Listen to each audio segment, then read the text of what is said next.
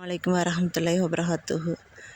ஒவ்வொரு நாளும் நம்ம தினசரி குரானை ஓதிட்டு வரணும்னு வழக்கமாக ஓதுங்க அப்படின்னு சொல்லி நமக்கு ஸல்லல்லாஹு அலைஹி வஸல்லம் அவங்க அறிவித்திருக்கிறாங்க.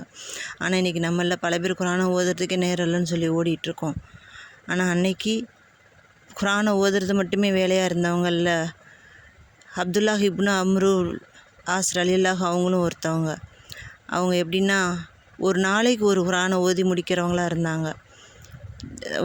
இதை கேள்விப்பட்ட ஸல்லல்லாஹு அலைஹி வஸல்லம் இந்த மாதிரி ஓதக்கூடாது, ஒரு மாதத்துக்கு ஒரு தடவையாவது குரானை ஹத்தம் முடிக்கணும் அப்படின்னு சொல்லி சொன்னாங்க. உடனே அதுக்கு யா ரசூலே, என்னால் அப்படி இருக்க முடியாது, யா ரசூலே என்னோடய சக்தியை கொண்டும் என்னோடய வாலிபத்தை கொண்டும் நான் பயனடைஞ்சிக்கிற மாதிரி எனக்கு சொல்லுங்கள் அப்படின்னு சொல்லி சொன்னாங்க.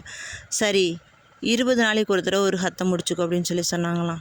இல்லை, இதுவும் ரொம்ப கம்மியாக இருக்குது, என்னோடய வாலிபமும் என்னோடய சக்தியும் வீணாயிரும், அதனால் எனக்கு நீங்கள் அனுமதி கொடுங்க அப்படின்னு சொல்லி சொன்னாங்க. அது மாதிரி பல தடவை அவர் திரும்ப திரும்ப கேட்டு கடைசியாக ஸல்லல்லாஹு அலைஹி வஸல்லம் 3 நாளைக்கு ஒரு ஹத்தம் முடிச்சுக்க அப்படின்னு சொல்லி அவருக்கு அனுமதி கொடுத்தாங்க.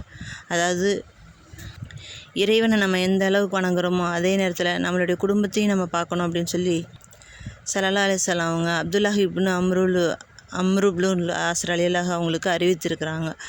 அதனால் 3 நாளைக்கு ஒரு ஹத்தம் நம்மளால் இந்த நாளையில் முடிக்க முடியுமான்னா சாத்தியம் இல்லாத ஒன்றாக இருக்குது. முடிந்தவரை குரானை அதிகம் ஓத முயற்சி செய்வோமாக. இன்ஷா அல்லாஹ். ஆமீன் ஆமீன் யா ரப்பல் ஆலமீன்.